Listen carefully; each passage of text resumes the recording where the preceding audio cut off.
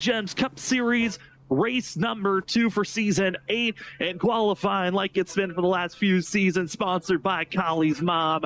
Open to see how that one machine was going to qualify here tonight. Well, should be proud of him. Inside of the top 5 is Collie, as taking your pole award in that bonus point. It's Benjamin Nelson in the 79. Brian Noel going to be in second in our front row, with that of Ryan Kelly in third. That of Edward Scherzer Jr. going to be in fourth, with Brandon Collie in fifth, Kyle Heath sixth, Statham in seventh, James Heater eighth, ninth is going to be Johnny Brugg, as well as Nick Crawford finishing out our top 10.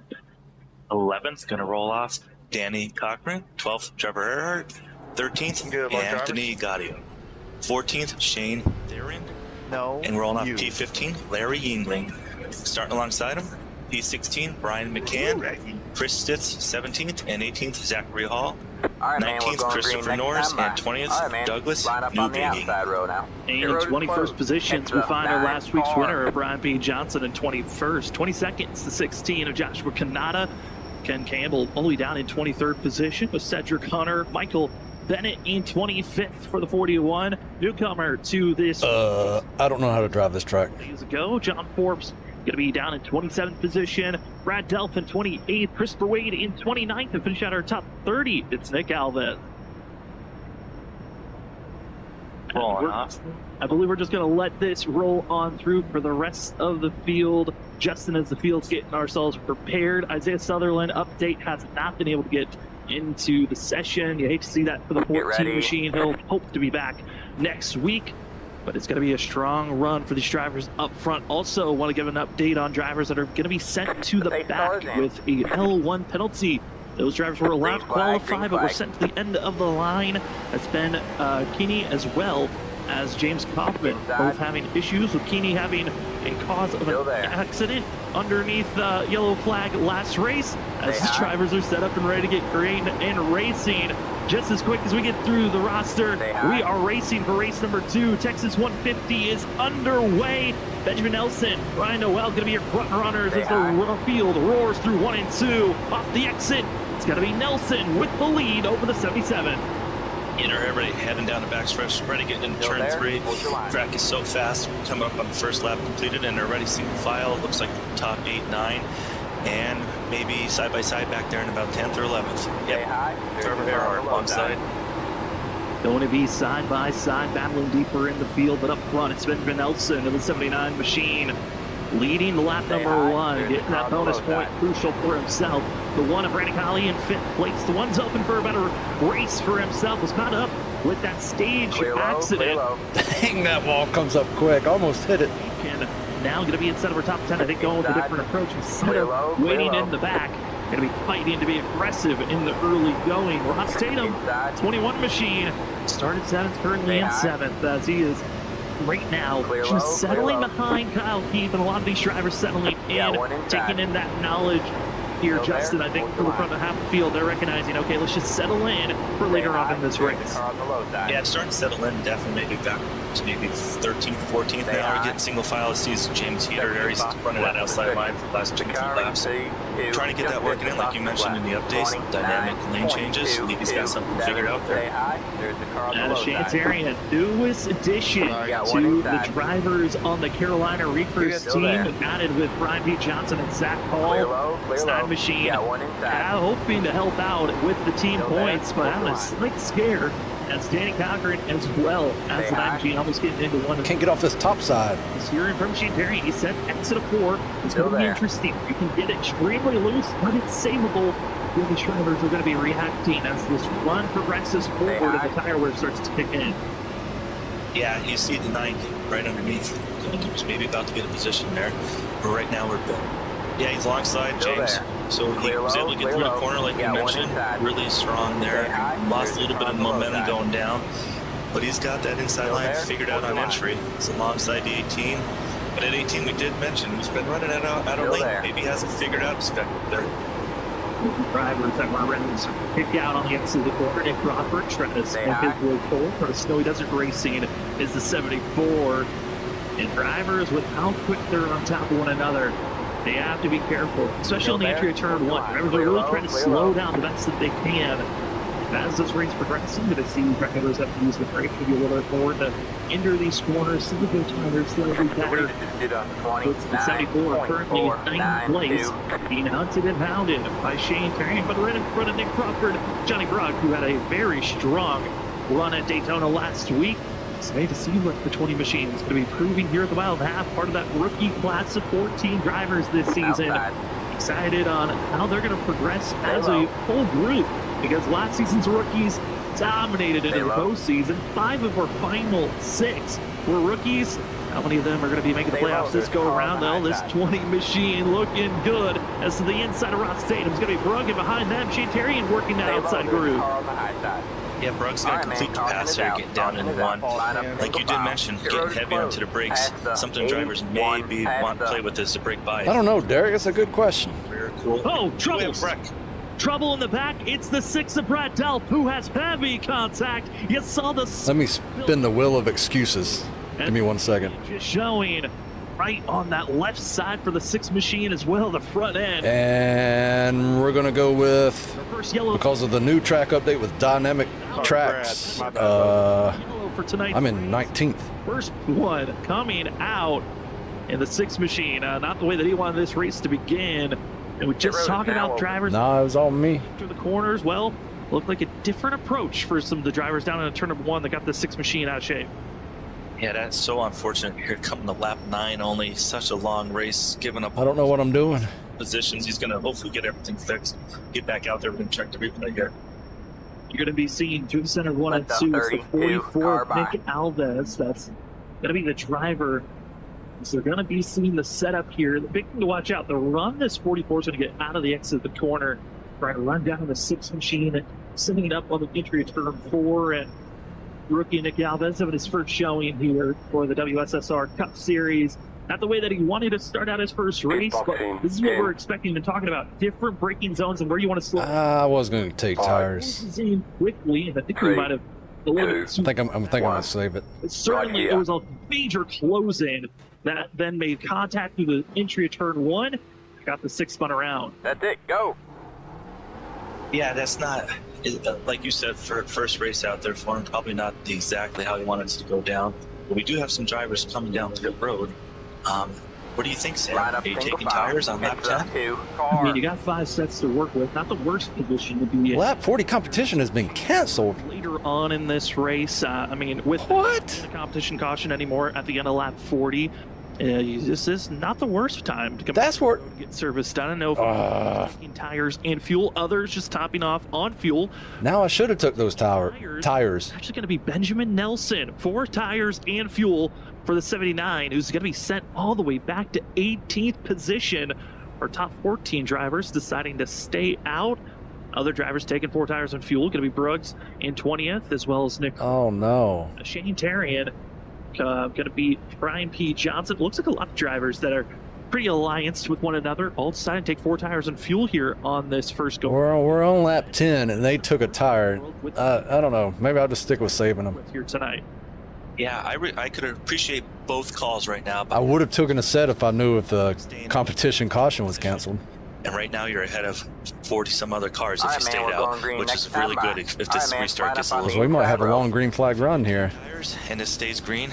I can see tires really paying off, especially in this Gen 4 car with all that horsepower and chewing up those tires. You could be marching right back to the front really quick. The drivers staying out, hoping to get some good time for themselves. Drivers from Yin Yang staying out, as you got Ryan Kelly out there. Now I'm really a sitting duck. As well as some other drivers, teammates staying out up front. That of Brian Noel, as well as going to be seeing Edward Schurter Jr. Going to be. I'll just use all my 5 sets in the last 75 laps of the race. These drivers for themselves. Other rookies that are out there on track just signed up a couple of days ago in 8th place. Anthony Gaudio in the 29 machine we've seen run on our Monday series, the ISRC Truck Series that they had their season end just a few weeks ago. It's been it's crazy to see drivers, like we've said last season a lot. WSSR kind of turned into the all-star series of all the different leagues that we've covered here at Freaky Fast Broadcasting. Everyone showing up to Wednesday nights and proving who is the fastest driver. Last season was Benjamin Nelson. Here this season, I think this is our first true test. Who is feeling strong at the 1.5 miles? Sad to see how well they're going to be running. As up front, going to be Ryan Noel, Ryan Kelly is our top two. Edward Trisher Jr. going to be in third, with Kyle Heath in fourth, and Ross Tatum finishing out our top 5. Pace truck pulls it into pit road. It's time for us to try to get back to green flag racing for the Texas 150. Green flag's in the air. Huge launch for the 77 on the inside lane, and the rest of the field, they're getting up, getting ready as they roar down into turn number 1. Yeah, 77 got a really nice start there. He's going to be cleared by a good 2-car lens coming through 1 and 2.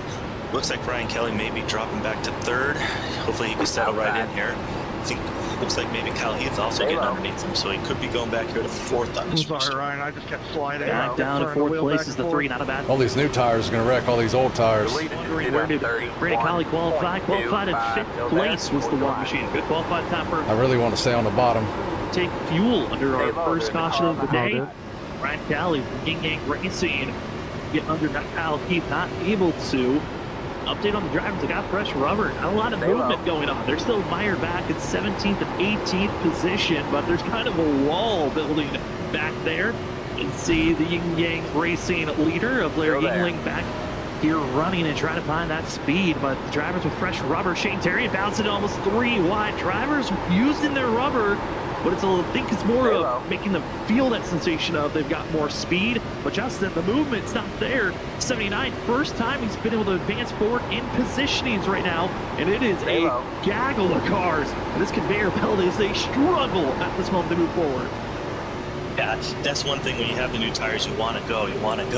But sometimes you just can't when they're 2x2 in front of you. And one of the worst things you could do is maybe force the issue, go 3 wide, and before you know it, your day could be over, and you're starting to regret a decision. So Benjamin's smart. I think he knows what he's got to do here. Currently, the only driver really being able to advance forward, Shane Terry and Zach Paul, drivers that took 4 tires, stuck on the outside lane. Hey, Mox, how's it going? Collision off the exit of turn 4, able to slow down. Terry and forcing the issue, and they're I'm really holding these tires up. settling in as Danny Cochran into the outside wall, backs out of that situation. Zach Hall putting the pressure. They're squeezing and holding on. The 32 gutsy call. It makes it past Danny Cochran as the 2 machine bouncing backwards, and Cochran's in trouble as he continues to fall back. Yeah, Hall made the move where he said, I got to get through to you guys now. I do not want to be 3 wide anymore. Kept the hammer down and got through there. The 2 looks like he checked up to get out of here, or hopefully he might have some damage the way he's backed up. Still there. Backing off, but again, the 2 machine, one of the drivers that just took fuel, not tired. Shane Terry, 3rd lane, very aggressive, but Stitz, I don't know if they knew they were 3 wide. They do know now. As they enter down in turn number 1, 9 machine goes straight to the you get it flushed out. Traditional place to be, but the run Shane Terry is about to get. You can see the momentum. He clears both drivers easily off the exit of turn 2 as you're right on board. Danny Cochran kind of has settled down. And I think this is a good just take a deep breath moment for the 2 machine. He got bounced around like he was a pinball, but now settles in. Oh, is that the code word you're using? Do I advance forward, or do I just settle in for the long run here? Check my tires in position. Outside. Yeah, we're on board right here with Danny, and this is giving us some great views of the different. I'm not familiar with jetting it. Danny's a little bit lower right now. What that means? Hopefully get some clean air so you can run down this back straightaway. You see they're still stacked up 2x2 in front. There's just nowhere to go, Sam. Where are you going to go? I mean, it's difficult to decide where you want to go. And all this cluster is everyone around 14th on back. Stuck a camera up in it. One driver that, like I said, has been advancing forward pretty consistently has been B79, Benjamin Nelson, who's able to get by the 13 as Cedric Hunter, as well as the 83 a time of Trevor. Oh, okay, I got you, Mox. Bigging as the 79 is set up to get by Larry Yingling. Cedric Hunter driving that one at Daytona last season, trying to a good finish here tonight. He's 13 million part of Lucky Ducks Motorsports. So a good run for himself as well as this team. Hey Doug, thanks for the like. Drivers that expecting some strong finishes this season from the both of them as caution flag waves, issues in the middle of the field, and it's multiple drivers. Here's where I can take tires. Involved and others collected late. But Collie, as well as I believe it was Chris Spitz. Because Benjamin worked up to 7. So unfortunate for Colin. We know he got caught up last week at Daytona, and this week the front end looks like it's pushed up in the air pretty bad. Hey man, take it easy. Another driver also spun after. Should I take it here or wait one more? Is there going to be another one? Yeah, I saw you coming up. Dakota Moniz, I got arc braked by James Kaufman. The more I slowed down, the more I went So up. 25 might be seeing another arc brake penalty being gifted. 40-some drivers. I'm worried this turns into a caution fest. What we saw last season, if you were watching us here, If that's the case, I want to save them. 7 was the fact of drivers being ran over a lot when you had rear end to front Thank you, Doug. contact. I tried, but it ain't looking too good today on this track. That's what happened to one machine of Kali that came spinning around and got him that major damage. Justin, Ooh, everybody's going in. these Gen 4 cars, they're not happy when you give each other a bump. No, they are not happy. You just get the front end under the rear end. I guess I should. It's like you're. Well, everybody's going to take tires here, so... You can't pound these cars like the other ones. But we do have guys getting in pit road. So Sam, we know drivers already pitted lap 10. Now it's lap 22, the exact same amount of laps as the first run. So you got people splitting this. Well, I'm interested because there are a lot of drivers that pitted on that first lap 8 that are coming back into pit road. Some of them just taking a little bit of fuel and taking off. That's Benjamin Nelson. That's one of those just taking fuel. A couple of other drivers just taking fuel. But I'm curious on the drivers that took 4 tires last caution. How many of them are deciding to take another set of tires? That's going to be a massive change. Nick Crawford, Zach Hall, looks like both. Ooh, I need to use more right front. Their second set of tires just on lap 22. That is a gutsy call. They've only got 3 more sets to work with for the rest of the race. Well, yeah, if I'm the crew chief for them, I would be super nervous because you never know if these races are going to trend with cautions and the amount of cars we have out there. Hopefully they're looking for a long run here so they could utilize those tires, but if another caution came out in 15-20 laps, it could really put them in a pickle. As this race is our second caution so far here tonight, a couple of drivers getting their damage repaired. For Brad Delph, involved in our first caution of the day. I wasn't going to take tires there, but I forgot to uncheck them. But talked about weather a little bit at our warm-up, how that could be a crucial factor for tonight's race. Well, here's what the weather is currently. Air temp, ambient, going to be 7. The race ain't over with yet. It's 22nd lap. The wind, though, it is moving quickly. Justin, that is something that I've never seen. I like to get warmed up mid-pack. Wind, but drivers are dealing with quite a bit of wind here tonight. Yeah, sustained wind there, topping almost 11 miles per hour. Not going to want to catch that at the wrong time. It could be why we see some of these cars getting a little loose coming out of the corners. Could also have something to do with the 850-some horsepower. I think so. Could be something that they are working with here tonight. So we're stacked up with 1 to go, given to the field.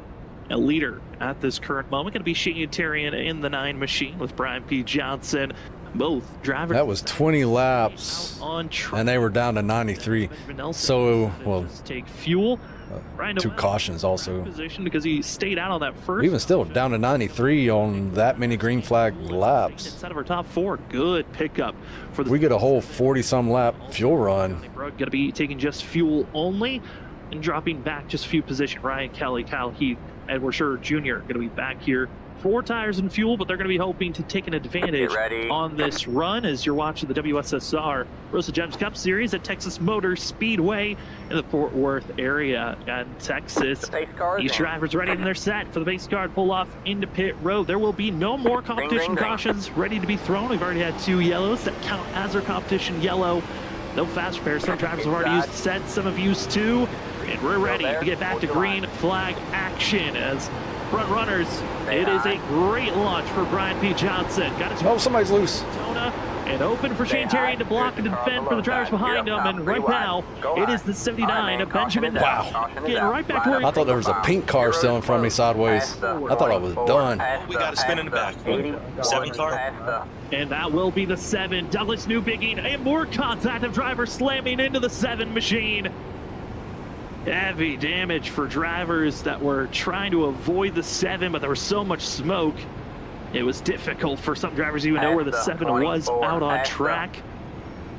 Yeah, that's so hard asking for a driver to be able to slow down, but the 7, I think he may have gotten through that without damage until right at the end when he got clipped there. We're going to have to see if that's a lot of damage or not for him.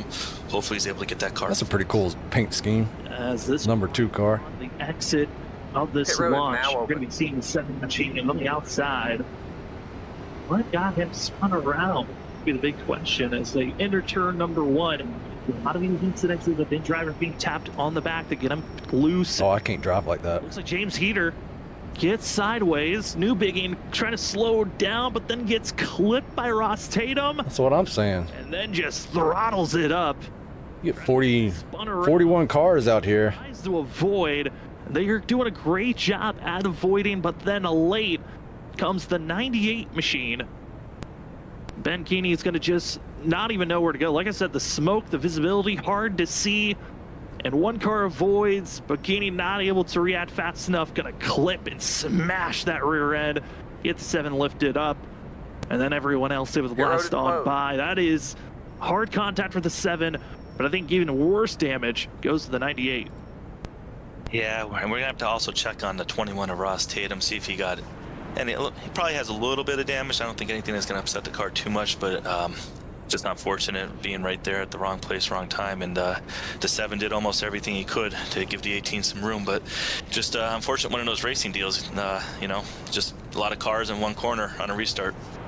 98 machine was given what we call a meatball flag or required damage flag, where it's a black flag with an orange circle. When you have too much damage, it is damage that must get repaired, and 98's in pit road. Does not look good that he's going to be out very quickly. Hey, Robert, but we hope to see that 98 back on track. Not a very good way to start his race off, but hey, they're still early in the race. We're only on lap 26. We still have over 125 laps still to go here tonight.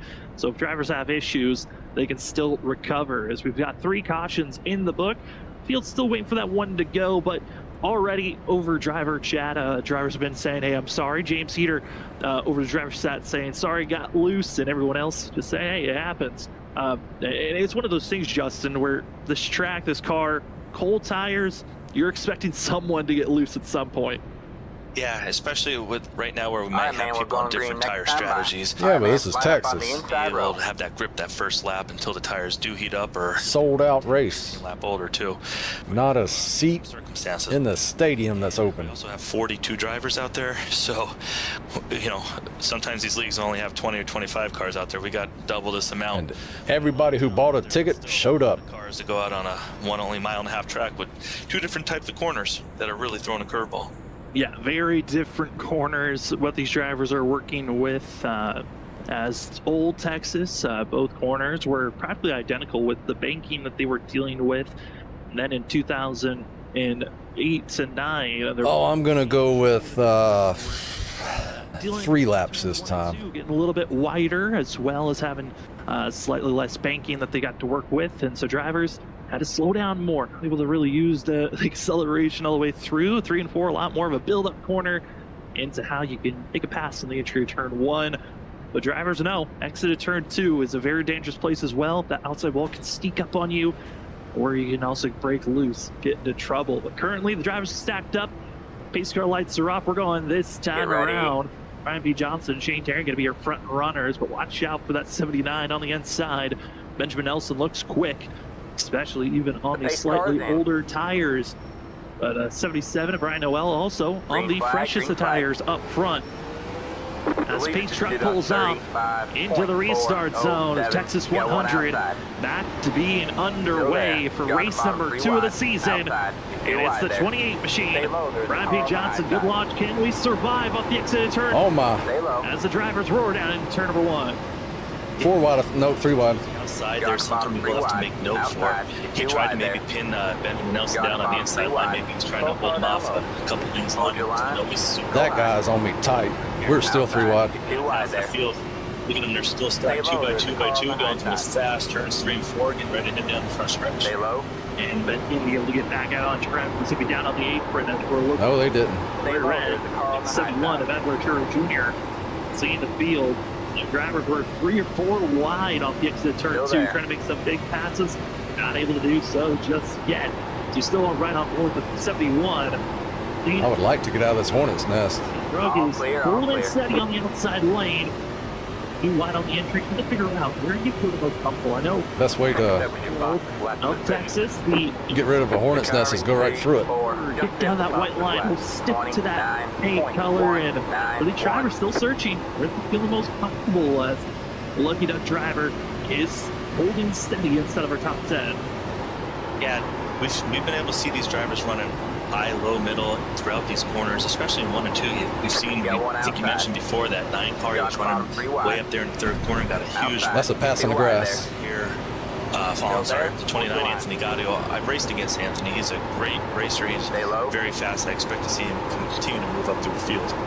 And he's going to try his best, currently in 12th position and in front of a caravan of drivers that are stacked on top of one another. It's looking like a madhouse. Oh, he got hit. How do they save that?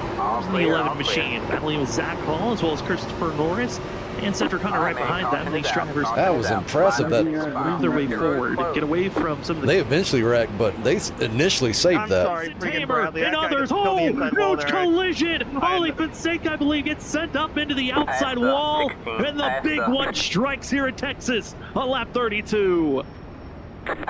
We've had 3 caution every 10 laps. It seems this is really going to change the strategy up. We had On the positive side, we made it more than 3 laps.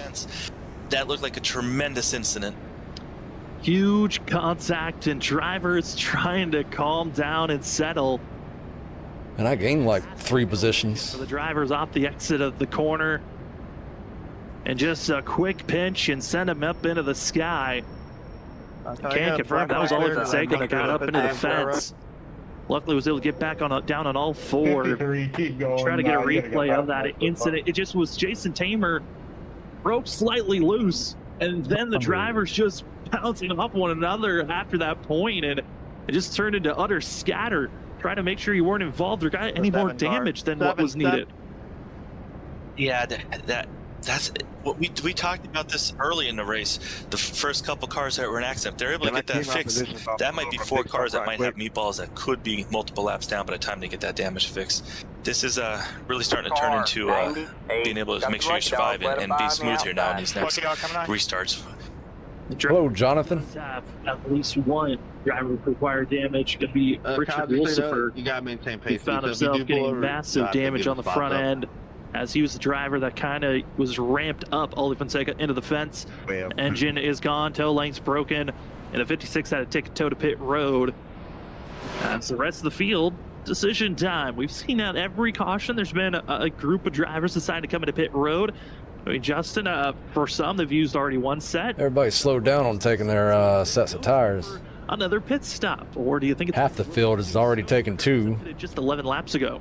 The other half, Sam, 1. It's soon, but in the back of your mind, you have to think this race is going to settle down. We know the strength of the field. We know Caution comes out again league. in 10 laps. Right now, there's a great chance that it could go green from here, maybe for another 20, 30, 40 laps. It could go green. I guess I would take a set. I'm sure. I don't know. It's only, well. Drivers right now in a very tough situation.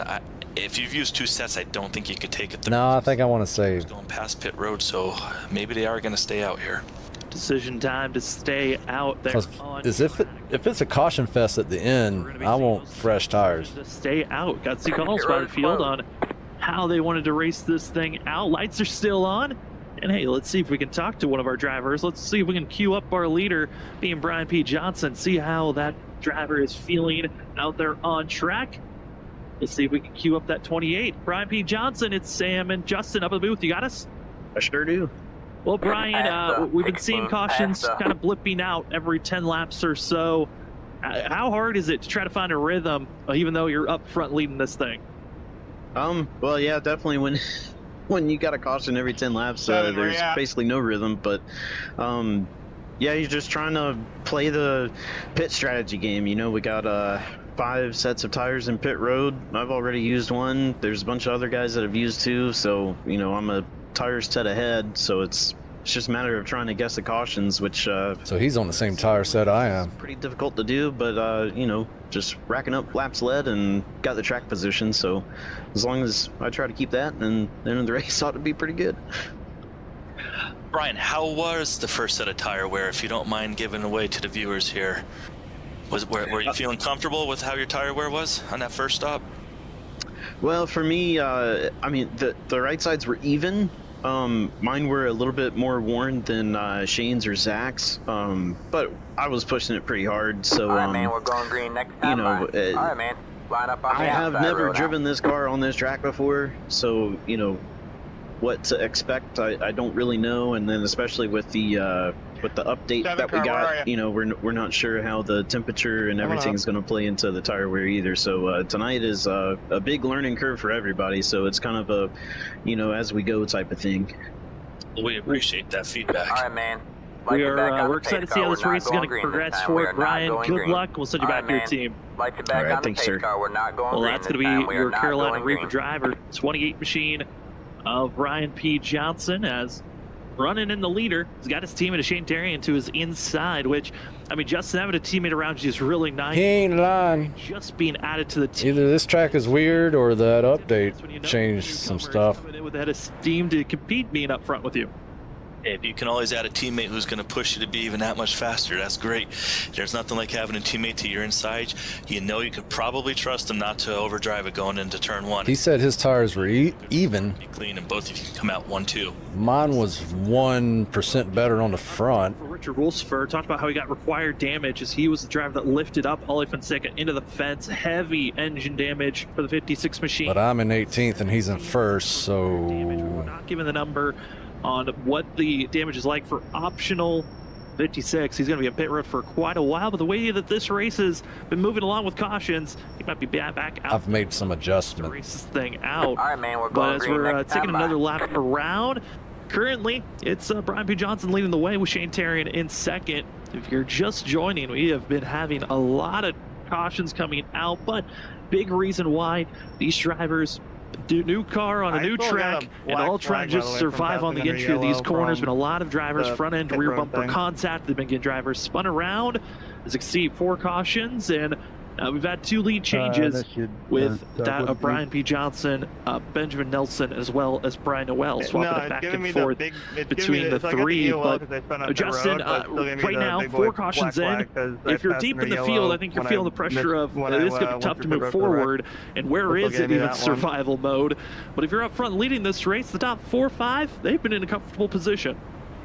Oh, it's always nice to be up in the top 4 or 5. You know you got one thing, you got speed, you got track position. If you're in the back, right now, it's early, don't panic, but you want to maybe start thinking strategy. How could I get to the front? Like we said, there's 42 drivers out there. How exactly could I get to the front? Track position when they want, but if you can go in, maybe save a set of tires, bolt them on later on in the race, you might be in one of those positions where you start marching forward while everyone else is falling back. Drivers falling back. Now we got a couple people in chat have been curious of where Brandon Cowley might be running. Well, with one machine back in 35th position on the lead lap, dealing with a lot of damage as he's been involved in a couple of these incidences.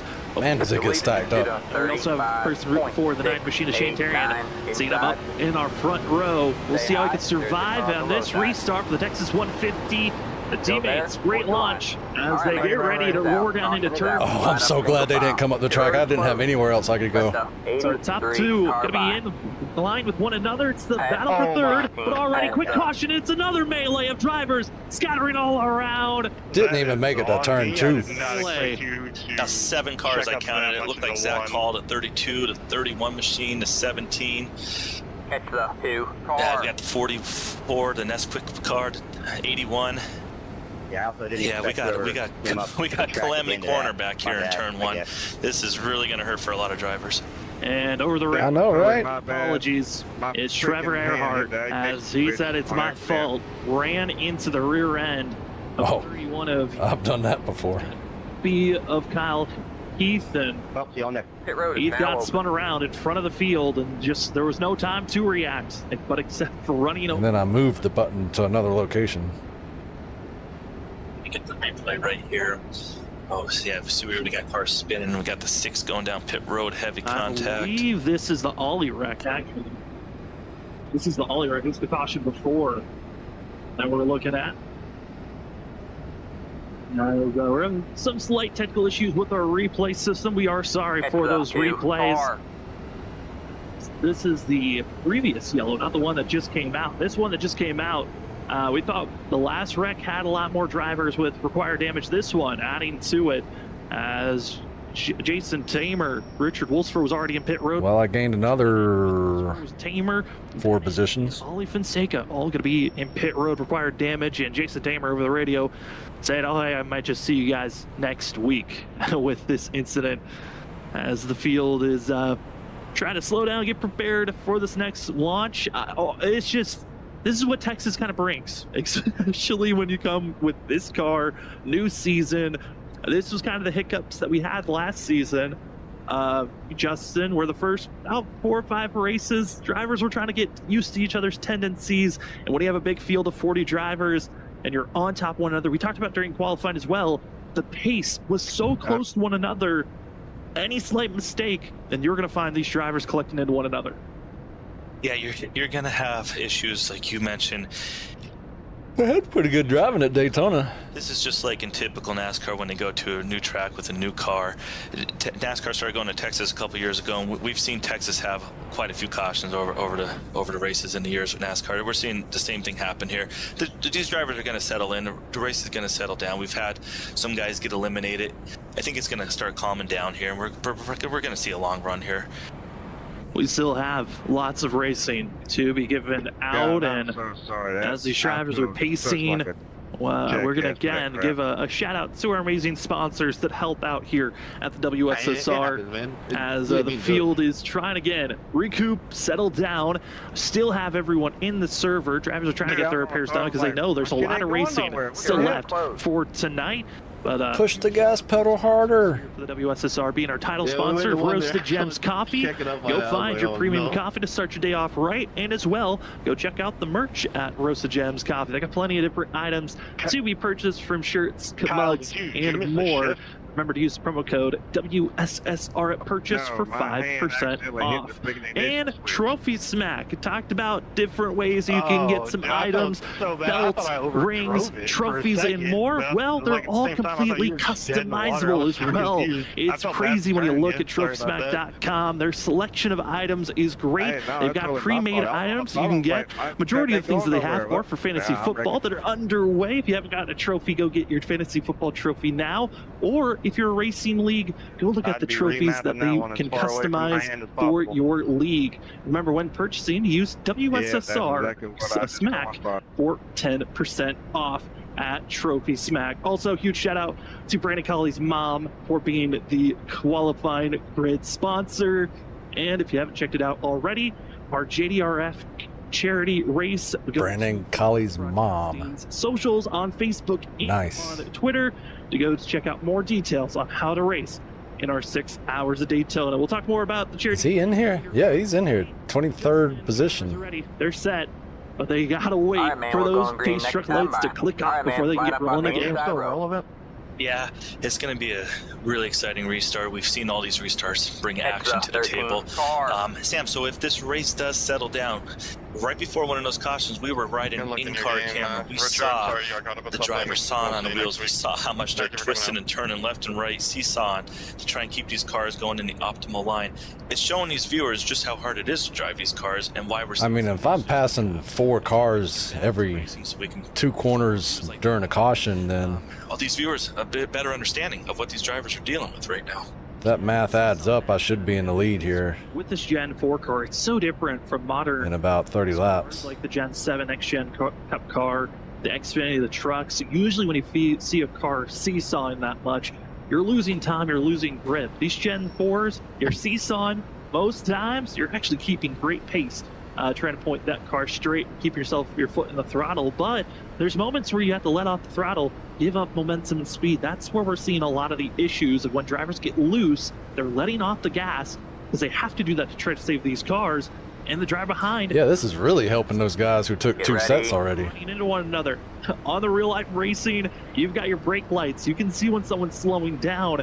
For these drivers, they don't have those indications. They just see a movement object, get close to them in an instant. You don't have that reaction time. That's why we're seeing some of these big wrecks. But drivers are hoping they can get some more clean racing as I'm just going to let a gap happen. in the book, pace cars off, and it's time for us to get back to green flag racing as Brian B. Johnston spread out a little bit for the teammates, but the battle for third that's underway. Yeah, these teammates have been super cooperative all night, getting really nice restarts, keeping that all fast 79 behind him. But he does have a run coming here. Let's see if he's able to get down this back straightaway and get any closer to the second place. He is going to have the 77 looking under him potentially. And right.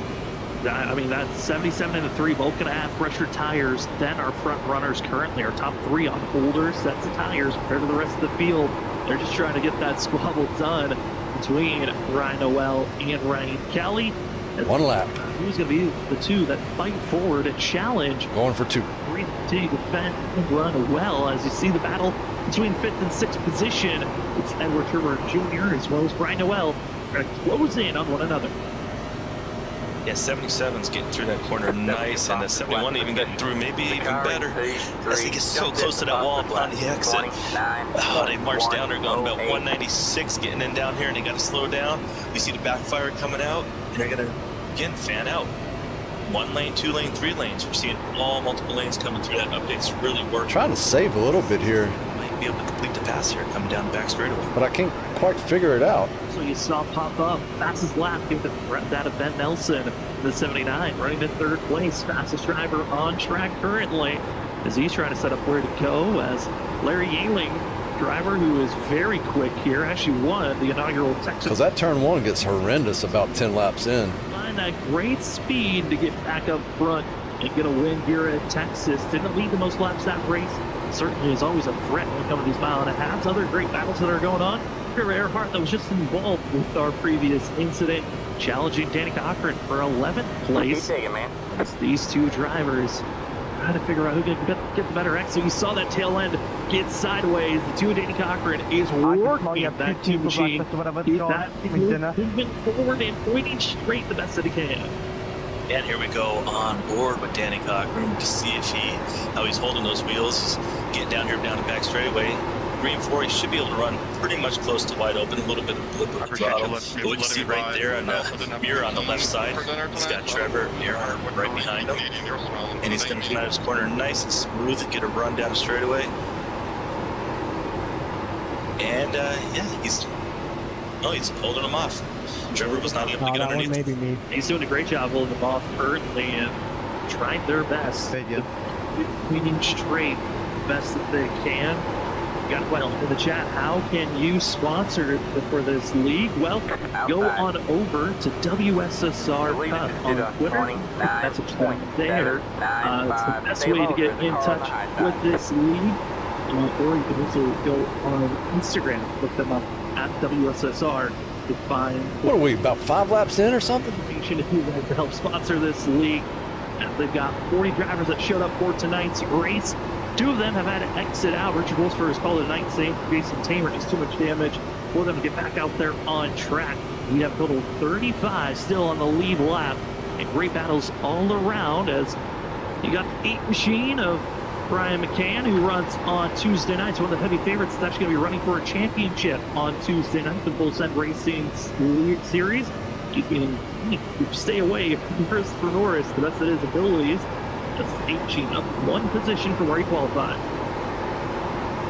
Yeah, we're seeing right here. I know, right? My hands are getting tired. 19, Ken Campbell, and P20, Brandon Pauly. Not really, but asking how he's been doing. He's doing really well right there on the outside. He's going to be able to pull alongside Campbell. Is he going to get the... Yeah, he's going to get the pass completed here. He's going to have some momentum going down, but 15's fighting back strong. Getting out here in the turn 1 and 2, heavy braking. Like Pauly maybe got a little speck loose there, but he's holding on to it tight. 15's going to get right underneath him still. He got him. He cleared him. And look at 1 fighting right back. He's trying with that crossover move. The inside lane is going to be for Pauly. And working to both lanes the best that they can. Ken Campbell now going to try his best to work on the outside. First route for that 98 machine. Ben currently all the way down in 37th position. 3 laps down. Has been caught up in a few wrecks here tonight. He has been able to get by Michael Bennett, who's at pit road getting repairs done. And Ben's going to need a couple of more cautions to get back into this race, get some of those laps back. Let's get back on the lead position. Here's the battle going on for 32nd position. Chris Stitz, Christopher Wade, two drivers for the race between one another. Multiple different series that we cover here on Freaking Fast Broadcasting in the past. And Stitz trying to make his way forward. Currently challenging the 45 machine to get by Nicholas Caressel, who 45. He's had a couple of scares here tonight. In 31st position, trying to survive back here in back. Yeah, well, we give the viewers a nice update on the field right there. I do want to bring to attention that we do have a new leader. Brian Kelly was able to get around Brian Johnson, who actually has now fallen back to 5th, over 1.1 seconds back. Is this time right now for any kind of panic up there, or you think it's just taking it easy, starting to get in? I know we're on different tire strategies. We're probably going to be pitting here maybe in 15 to 20 laps. I mean, it's kind of expected here. Both for the 9 machine Shane Terrian and for Brian B. Johnson, they're both floating backwards. They are going backwards for Shane, a little bit quicker than the 28 of Brian B. Johnson, but they're both on very old tires. 77 Noel brushing the outside wall for a quick moment. But for both Shane Terrian and Benjamin Nelson, they have stayed out. They've been out there on track for 44 laps on this set of tires and fuel. They've had plenty of caution to help out, but both the 9 and the 28, they need a caution to kind of stay in the mix with this front pack. Otherwise, they're going to have to hit about 3 of them did it. 5 laps or so before they're going to have to find themselves running out of fuel or have some tire issues. Ooh, we did have a car right there in the wall. Looked like maybe Cedric Hunter maybe got some of it. And maybe that purple car right in front of him. Looks like the, help me out, Sam, maybe the 2? It's the 2 of Danny Cochran that brushed the wall, as well as Ollie Fonseca staying high. Damaged vehicle, that 24 had a scare earlier in the race going into the outside fence. Stay low, there's a car on the high side. Dropped backwards out there on course, 3 laps down. And with Ben out there on track, might be able to grab another position as the 98 machine. With how slow Ollie is with that heavy damage. But the falling backwards for the 9 and the 28, that's going to be something, Justin, we have to keep our eyes on, because any lap now, either one or both at the same time, going to have to hit pit road to get service done. While the rest of the field, they still have another 12 to 15 laps to stay out there on track. Damn, I hit the apron. Yeah, if you're pitting now, you're going to... Oh, I slid up the track. Settle down, hopefully not hitting that apron screwed me. But if it does work out for those drivers, they'll have that fresh grip for about 10 to 12 laps, like you said, and that could give them a good 5 I've done messed my right front up. Time drop off. It's going to be... It's crazy how messing a tire up in one turn will do that. News to the viewers here. Yeah, they're hoping for that commentator's curse. That is a real thing. That is some of the drivers have actually personally said to me, hey, I actually don't want to be talking about podcasts just in case. I did it again. Hey, that's usually when we praise a driver, almost instantly they're caught up in a wreck. Maybe it wasn't an apron. Tonight is that was legit. That was legit my tire giving out. Falling backwards and massive loss of time, and well, there's the caution. It's out, in trouble off the exit of turn 4. Commentator Jinx hit. I have to write that down on a notepad. Oh, and it's trouble. Ollie Fonseca and Anthony Gaudio, Chris Stitz going to be the drivers caught up in this, and Gaudio getting the worst of it, and a couple of other drivers piling in late off the exit of turn. That inside line stops working. Oh, and it's just getting bad out there for drivers on the tire wear. Some drivers were slipping up and being hit. For who's going to survive, as Joshua Kerner as well, another driver that got some damage. It was 5 over the wall. I used 1, so I have 4 left now. Checking out right here, right now. And I'm going to take a set here. Right from this 53. They're going to squeeze into one another, and there's contact with Stitz in the 29, right up in the outside. Half the field has 3 sets left. Half the field has 4. Going to see the 20. So I'm now we're not going to be able on the better side. Into the 29 of Anthony Gaudio, and 4 drivers heavily involved into that one, but Anthony Gaudio required damage. The 29, he has to head into pit road. Yeah, that's such a violent incident. I know these are simulators, and I just want to bring to the viewers so they understand. you get so into these races when you get in a wreck like that, and you just hit right in the wall like the 29 we've seen. It makes your heart skip a beat. I mean, I can't believe what drivers go through in real life. These accidents, the steering wheels will rip around on your hands. I mean, it sometimes almost rips it right out of your hand. So, it's incredible how realistic they make these accidents and the way you have to deal with them on track. Sorry, Danny. Yeah, and that thing you're talking about, ripping out of your hand, force feedback. Some of these drivers, they have many a different ways to be racing out here on iRacing. We have one driver out there, actually Shane Tarian, who runs on a controller. He has 0 force feedback. Other drivers have different variations and you could call tier levels of expensive wheels they can grab. And some of the higher ones are known as direct drive wheels. I was and Justin, when you definitely using a little bit more tire there. Some wrecks you don't want to be a part of because the force of that force feedback, like you said, can literally rip the steering wheel out of your hand and almost get some people hurt if they're not careful. Yeah, we see it on Sundays in NASCAR, we see it in IndyCar, Formula One. You see the drivers sometimes. I was 3 lower on my right front than my right rear. All the drivers do that. Sometimes, like you said, on those high force feedbacks, you might want to because you just don't want to have a hurt wrist for the next day, especially with guys racing multiple nights. And some of these guys put in hours and hours every night. Yeah, you do not want to get yourself injured in any way, and safety is always the key for these drivers. Another incident in the books, pit stops. Majority of the field into pit road. Drivers that are lapped down are just entering at this moment. And for these drivers and for ourselves, we are going to step aside and take our first commercial break of the evening. Thank you so much for joining with us, everyone that's been commenting in the chat. And everyone that's ready to watch more Texas racing. We will be back right after this for more WSSR Road to Gems Cup Series action at the Texas 150. We will be back right after this.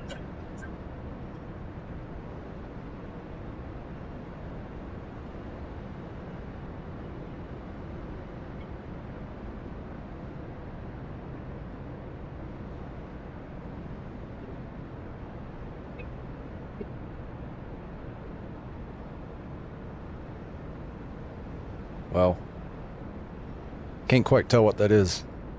Oh, that's definitely a spider. I thought I saw something out of the corner of my eye.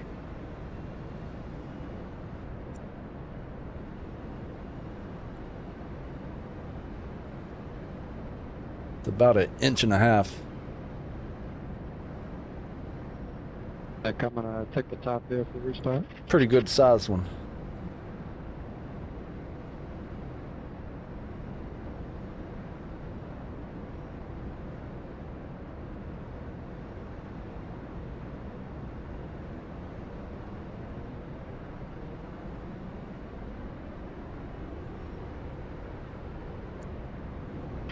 Zach, you get a penalty.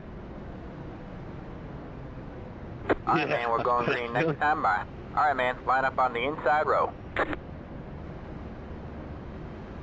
Yeah, everybody checked up in the back getting onto pit road, and I ended up with unsafe entry. So that's why I'm back here.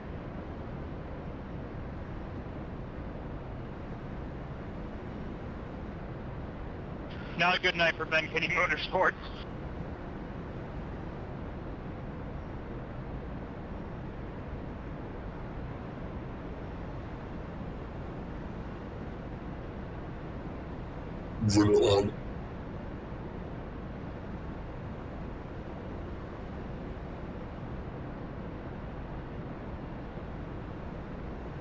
We are like-minded folk.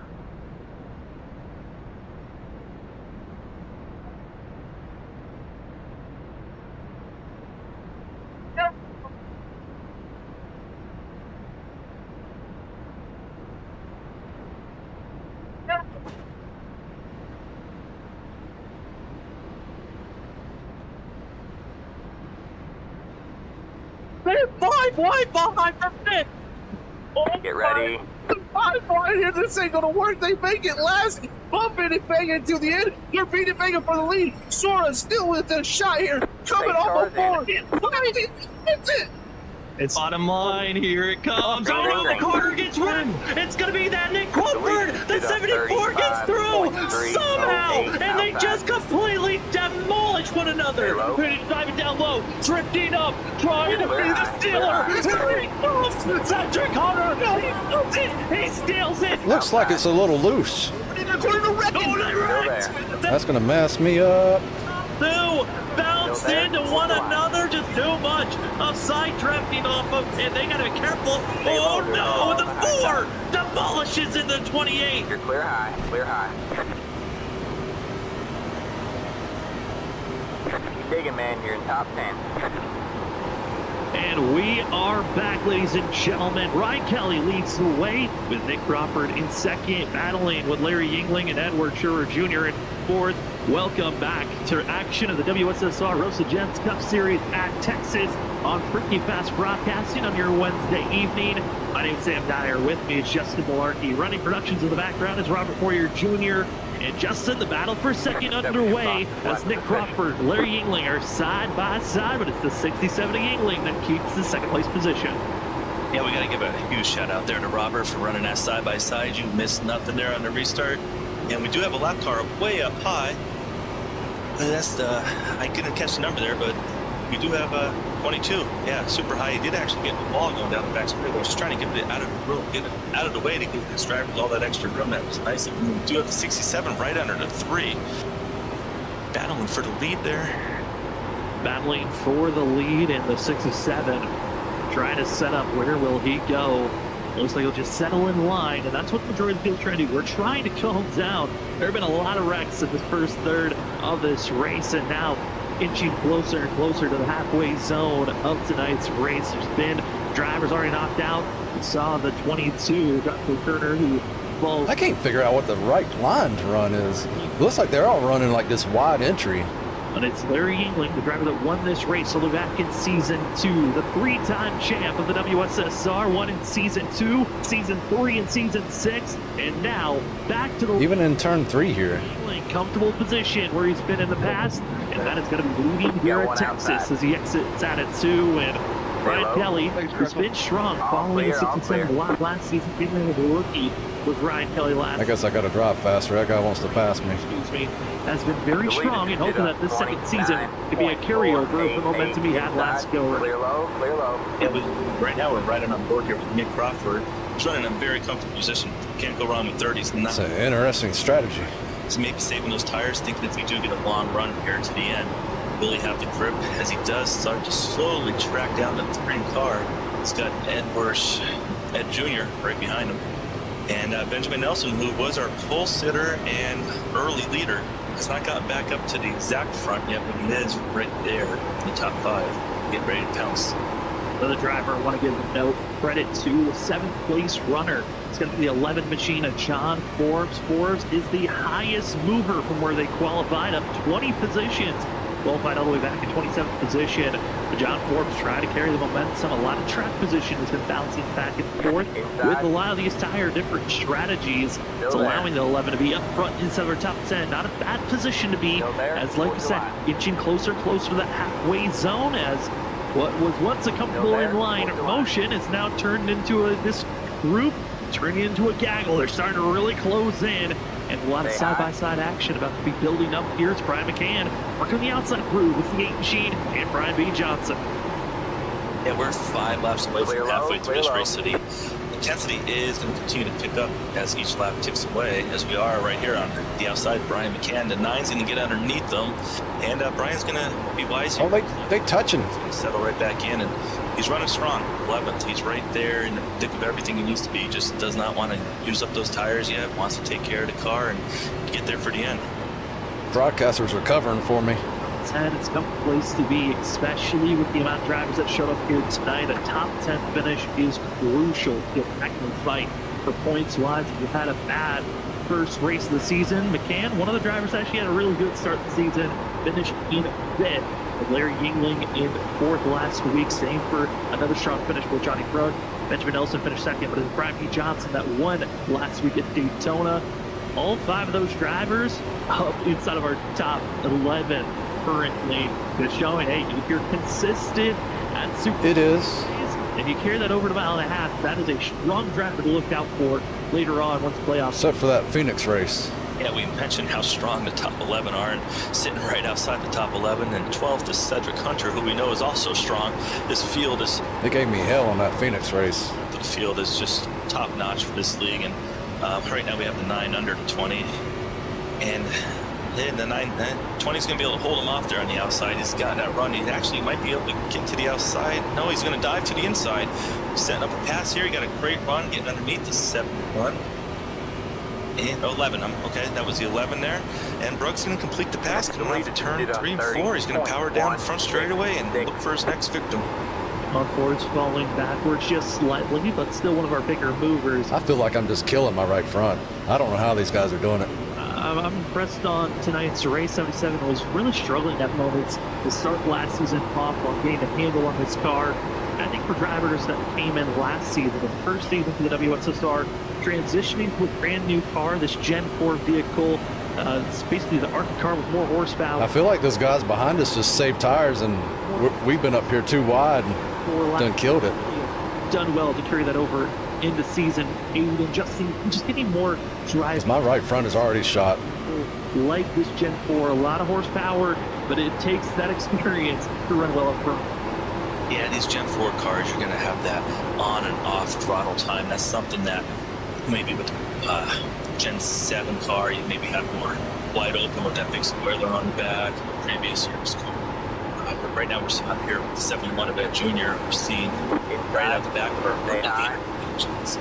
Still looking strong, and they're running the outside line. All clear, all clear. And there's that view that we love. We can see those drivers sawing that he's a little calm right here in the 71. Getting through that corner nice. You see these tires are heated up. He's got the grip. He's going to send it down to 3 and 4. 3 and 4, you're going to see a different kind of driving style. This is the corner where you're going to be a little bit more open. As you're seeing him right here on that wheel, how much he's working that wheel coming out of the corner. And like you mentioned before, Sam, that's the way you got to drive these cars. That's what keeps the speed in them. Trying to make sure that guy's going to wear his tire out trying to pass me. Tight. You got to find a way to carry as much speed off the exit of the corner as possible. As Larry England losing track time to first place, Ryan Elliott will take that position back. We're battling for the lead as we hop on board. Benjamin Nelson. I'm just trying to cool him off. Great job getting the pole. Was dominant for the first aspect of this race. We got 28 more laps to go, and I missed that turn. Has been trying to recover and get back to the lead position all race long, and that could be the turning point of this race. On the first caution back at lap 8, Benjamin Nelson decided to come to pit road and take the tire advantage at that one moment. He's not been able to really get that positioning back to dominate like he was in the early couple of laps. Yeah, right now he's staying on that outside. He's hoping to get to the outside of the 67 on the exit of this corner so he can carry that momentum down, and he's going to be able to do it. That was getting close right there, but he's able to get to the outside. He's going to get by him up down here in 1 and 2, be able to pinch him down in the corner, and Benjamin Nelson making his move up to third. The 67 still fighting back. He's going to give him the battle. Trying to give the battle back is Rockmore Jr. moving side by side and seeing the pass being made, just ripping the top. Was Nelson there in the 79, making it work, and now it's going to be Edward Schroeder Jr. making that outside lane work once again. They are finding the speed, and that was something we touched on the drivers throughout tonight. We're going to be searching for speed on the bottom. Was the outside lane, inside lane? Well, 20 laps on. Everybody's struggling. And these drivers have figured out something in that second groove as we fall back with that lane for drivers just inside our top 15. It's the 13 of Cedric Hunter in 13th position. See the numbers line up for the Lucky Ducks Motorsports driver and a move forward. But he's seeing great battling for drivers just outside of our top 10.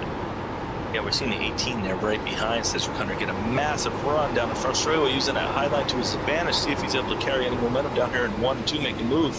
He's going to go back to the top side. He's been working this top side. He's a driver we mentioned early. He was up. I feel like I'm about ready to witness a wreck. Probably got it figured out. He's running strong. And he's still carrying that momentum down the back straightaway. But the problem is, there's just, where do you go? When you get to a car, it's hard to make the move.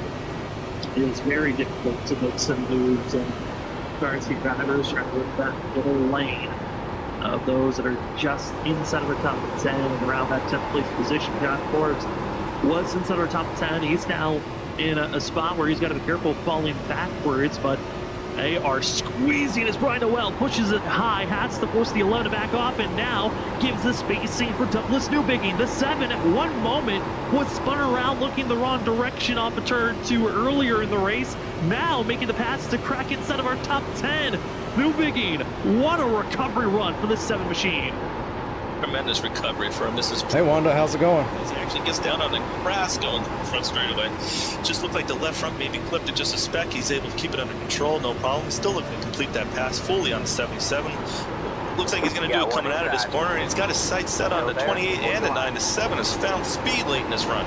Saving tires, keeping yourself in a track position where you Oh, that got about wrecked. later on, and we are seeing the swing about halfway through this tire set. Drivers that have been protecting their tires are now moving forward. And what a charge from Douglas Newbigin in this 7 as he's trying to take a couple of more 3 wide. from that Oh boy. Reapers. Brian P. Johnson, a newcomer to the team with Shane Sarian. He works the inside groove, gets by the 28, but then behind them, they're actually 3 wide. It's the 77, the 11, and the 8. 3 wide down into turn number 3.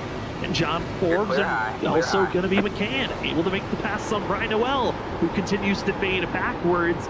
Multiple great battles going on track right now. Yeah, we're seeing drivers battling everywhere out here, and we're starting to see what we talked about under those cautions. They are losing their right front worse than I am. These drivers are getting a grip on this track, and they're putting on a heck of a show out there for all the viewers.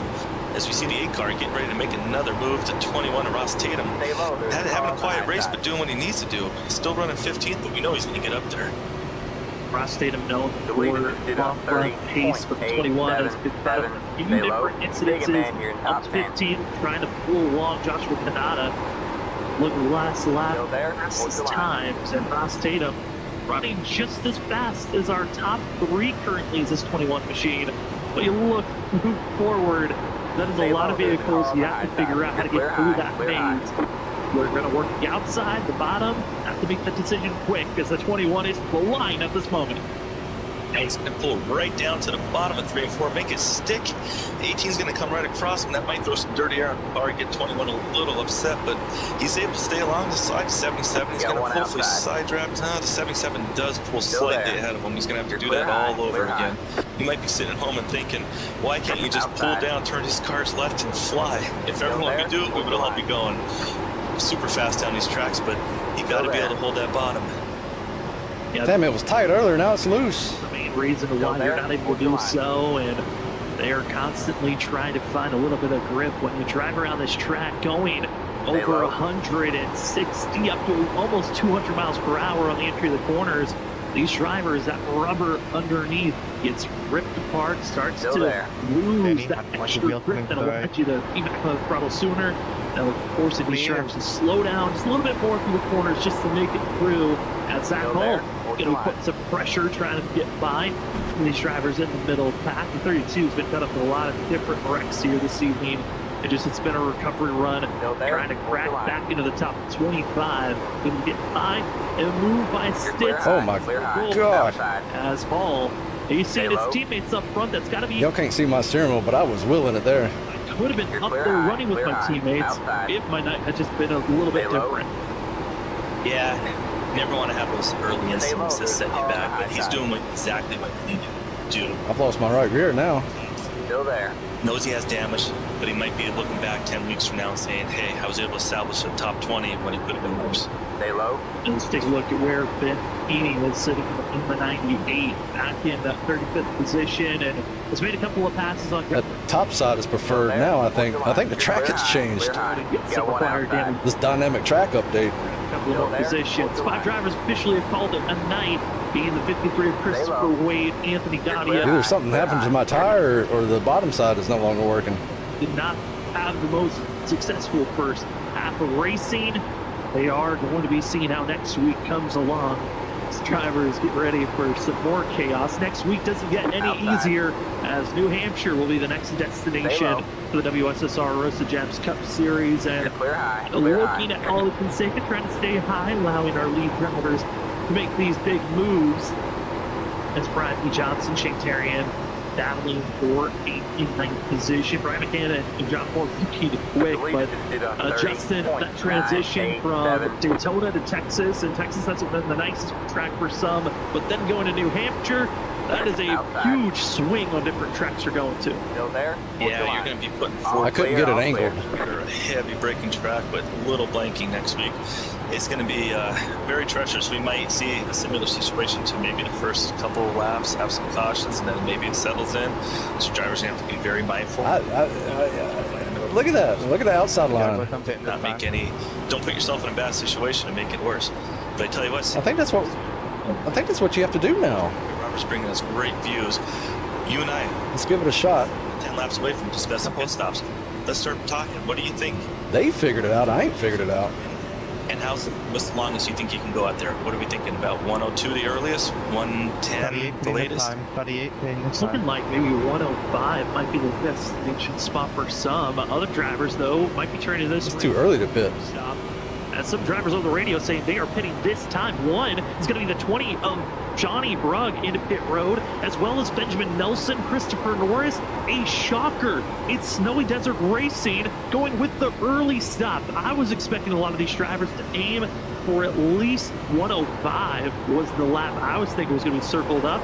But instead, drivers are thinking about the early go and turn this race into a two-stop from here. Yeah, you and I were thinking one stop. We're going to find out here. If someone's able to get to 105 and do a one stop, will you be able to make it up on time? I can get to 105. These pit stops being about 12 to 14 seconds plus pit road speed. No, I can't. It's a lot of That's why they did it. Dang it. They're just going to stick to their strategies. They've been planning all week for this race. Joshua Kanata trying to survive through the trials. He got Right, let me try to figure out the math here. It's still two-stop. with Ken. That's probably why they did it. Another thing that might be forcing these drivers into thinking about, hey, let's pit early. The field right now for our top four, they are running right 2 seconds off of their fastest lap time currently. Brian Kelly, Assurer Jr., New Biggie, Crawford, 2 seconds off of your fastest time. That's usually a window of doing about 1.5 seconds off. The 2 seconds, usually a window when you look at last laps that you ran of maybe it's time coming to pit road. And so we did just see a car there slide up into the wall going into the corner there. Looks like the white car of the number 4. Yeah. Didn't look like it was too bad of damage, but it's just something we might move. You know, one thing I did want to talk about. Sorry about Wait, I can get to 105. This race about 20 laps ago. He's dropped over 3.7 seconds back from Ryan Kelly. We saw him up there battling. So something maybe he did heat the tires up too much, got the car tight. He has dropped back a little bit, so he might be one of those drivers that maybe also might want to pit a little early, get that fresh rubber, and try and gain some of that time back. So we know he has the speed. They certainly do have speed. And right now, a driver that is speeding behind everyone is Benjamin Nelson. So for a quick second, the blur of the 79. Benjamin Nelson is flying through this field, and the main reason he just getting pit road got service done. There we go. We were thinking that he's going for the 2-stop. Rest of the field, they aiming for a 1-stop. And oh no, trouble! That's the 31 of Kyle Heath. Hard contact, and the drivers that pitted, it goes up in smoke on that strategy as the 31 stuck on the inside, and it looks to be trouble. And it was some help for that of Heath as he got collected with Trevor Earhart bouncing off the outside wall off the exit of turn 4. You hate to see that for the 31 that was running pretty well. He was just outside of our top 15, and now dealing with some heavy damage after that incident. Earlier in the race for me. Yeah, that's going to be so unfortunate for him. Even more unfortunate for the drivers that took the gamble and hit it early. We saw the 79 flying up there. That's going to really set him back. As we're going to check out the replay here. 9 car. I think the next lap when they exit out at 4 is when the incident happened. But you could just see the 79 blasting his way forward, and Trevor Earhart was trying his best to work on the outside lane. Brushes here, collects, bounces off the wall, and then comes back into Heath, and then that hard contact slamming at a bad angle was the 31, and that is required damage for a 31 machine that's going to have to go into pit road. That's toe link damage. I'm hoping there's no engine damage collected for the 31 machine, as Trevor Earhart skaves away with probably the least amount of damage after those two make contact. Right here. Yeah, that's just wrong place, wrong time, but hopefully it works out for 83 that he's not too bad, but the 31, like you said, does have a ton of damage as the pit stops are opening up. Yeah, a little bit, but Pit road. broadcast was saying 105 is where he needed to be, and They're all getting on, bolting on those fresh. I was there. It's going to be pretty much from here on out. You have what you have. Your bed's made. Yeah, that was a vicious contact, and drivers in the pit road. I mean, this is going to be an interesting pit stop timing. Like we said, drivers that came into pit road from Snowy Desert Racing. That was a gutsy call on their part to pit, because now they're going to have to take the wave around.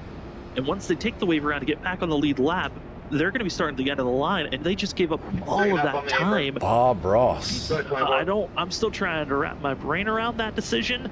That was made to pit as early as they did. And now it's going to be a decision of how do we rebound from this, as we are under our 7th caution of the day. We've had 5 different lead changes so far this evening, with Ryan Kelly leading the way, Douglas Newbigin going to be in 2nd, Brian P. Johnson in 3rd, with Edward Schubert Jr. in 4th, and Nick Crawford going to be your top 5 currently, as the field has 50 more laps to go here tonight, as we will take what might be our final commercial break of the evening before we get ourselves for the rattling, as you see our top 5 ready to get back to racing action here quickly, as you're watching the WSSR Road to Gens Cup Series here on Freaky Fast Broadcasting. Ryan Kelly, Edward Schubert Jr., Douglas Newbigin, as well as Nick Crawford, all ready for some great racing action here tonight. You're watching the Texas 150. We'll be back right after this.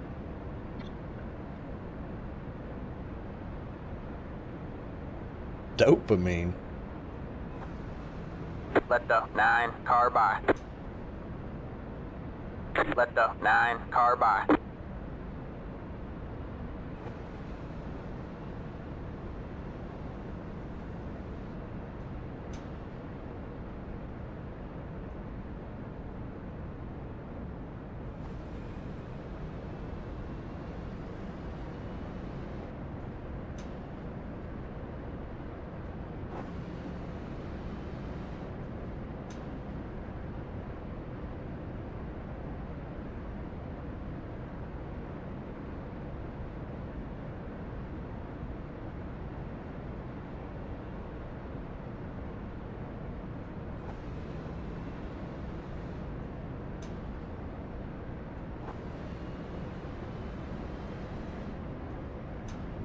Must be a Chevrolet motor. You can hear when the rods knock when it stops spinning. Alright, man, we're going green next time by. Alright, man, line up on the inside row.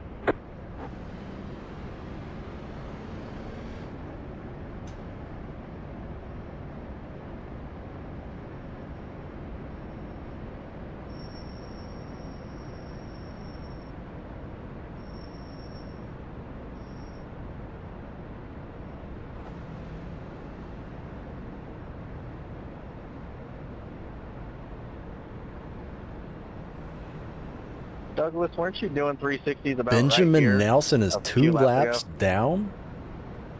He's Yeah, the champ from last. So we're good. Wonder what happened. Was he involved in that wreck?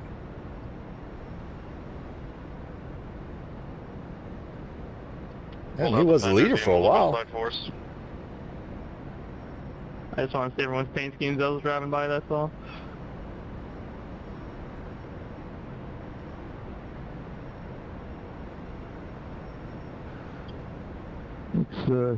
It's tightens up in the back of the vehicle. No, one car line. Steve needs a new mic. Get ready.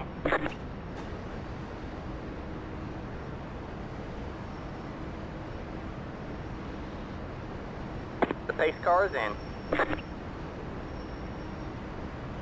Green flag, green flag.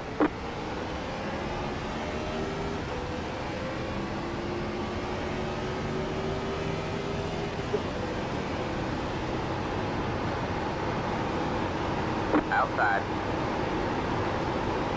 Stay low. Still there. Stay low. You're clear high, clear high. Oh, wow.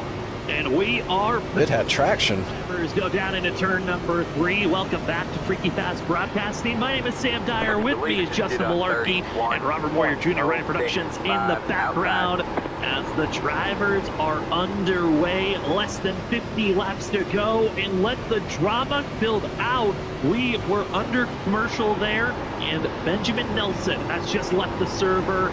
the 79 not going to be able to get the win that he wants. Still waiting for reports on the reasoning why, but Nelson's out of the race. Is this guy holding me up? Who's going to get the win here tonight? Ryan Kelly leading the charge. Doesn't think he knew at one moment was caught up in a wreck. He's now battling for the lead. The 7 trying to down low, not able to get to that positioning just yet. But certainly a lot of drama here, Justin, just popping up right when we came back to live. Still there. Yeah, we see the 7. I was just back there sleeping. I didn't realize. He knows early in the race he was sitting backwards on the back straightaway, but now he's looking for that lead. I did not mean The to do 28 that. also looking to get back to the front. He wants to go maybe two wins in a row to start the season. Go back to back. You can't go any better than that. As he gets to the outside, he's going to be able to get by the 7. He's carrying the momentum. He's going to be able to get down here and run him. He's looking to pinch him down. He's getting, he's going to give him room. He's going to come through 1 and 2, staying up on his outside. He's going to probably get a nice run down his back straightaway, draft off the 3 car, getting down in there. Oh, the 3's actually going to go down and give some draft too, trying to keep them side by side. That's a smart move on Ryan Kelly. It's a great move by Ryan Kelly. Hey, do you want to give one of your toughest competition the draft, or you want to give the other one the draft? And right now, it's Lucky Duck working on the inside. Then you've got the drivers on the outside working together from the Carolina Reapers of Brian B. Johnson. Shane Tarian working well on the outside groove in the 9 machine of Shane Tarian. That's a great run for himself. Getting to the outside quarter panel. Trying to set up a get by Douglas Newbiggie. But again, live update. We do not know the reason why just yet. Benjamin Nelson out of the race. Let's take a look at the 1 machine. Brandon Colley just outside of the top 10. What a recovery for the 1 who had major damage, required damage. At one moment, almost 2 laps down. Now up to 12th place. Yeah, that's a great recovery for him. He's getting back all those points he was worried about giving up early in this run. What a great drive for Brandon Colley. Colley in his mirror. You see the drivers still side by side, battling for just outside of the top 20. Zach Hall trying to make a move for the 32 machine as he's closing in. Danny Cochran, though, in the outside wall. Sticks to the outside wall, and drivers trying to get on by. And this cluster of drivers cannot afford someone to make a mistake like that again. I think Danny Cochran can take that moment. But James Heater, who can go top 4, working that 3rd lane to try and build up some momentum the best that he can as they continue to slide back and forth. Where can you place yourself? Not able to do so. Yeah, we're coming up to under 40 to go in this run. The 2's going to get, he got close to that wall again, but he was able to keep it out of that. He's really dialing that car in, though. Hopefully, you're not getting any more damage on the outside as we go in car right here. We got Trevor Earhart side by side with Danny. We're going to see what happens coming out of 1 and 2. They're going to give each other enough room and get close to going down the back straightaway. They're still pulling even. Danny's got that preferred line maybe for the exit of this corner. He's able to stay on the outside, but he's not able to. As now he's going to get pressure from behind, and he's going to drift a little higher. I wonder if some of that damage is starting to show up. We know he's had a little bit of the outside wall there. Marching their way forward the best they can. Use this 67 right on board Larry England. Just where you can place yourself to make this pass. So we're seeing the drivers roaring from turn 1 down into turn number 3. Cedric Hunter trying to find some spacing, but a group of the drivers trying their best as the kind of a camera shot where drivers would be. We have just been given an update on what happened to Benjamin Nelson. It was Nelson and Ollie Fonseca under that commercial and under yellow. Benjamin Nelson had the lucky dog position and was trying to get his lap back and ran into Ollie Fonseca, who was running very slow. And without knowing, he slammed on the brakes, trying to let drivers go on by. As Nelson was at full song, not expecting the 24 to slam on the brakes, and collisions were made between the 2 drivers. Benjamin Nelson, the champ, and the 79 last season, wrecked on caution. Drivers out on track. On a caution lap. Dang. As Nick Crawford falls to the victim of Ken Campbell. Can't say I ain't ever done it, but dang. It's Brian P. Johnson closing in on Ryan Kelly.